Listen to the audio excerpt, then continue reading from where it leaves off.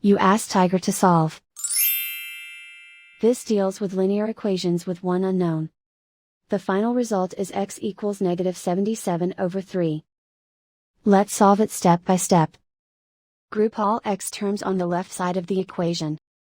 Add 97x to both sides. Group like terms.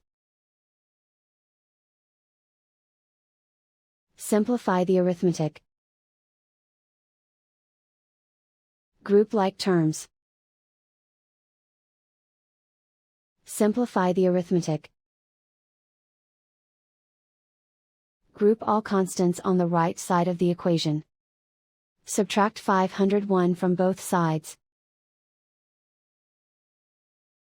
Simplify the arithmetic.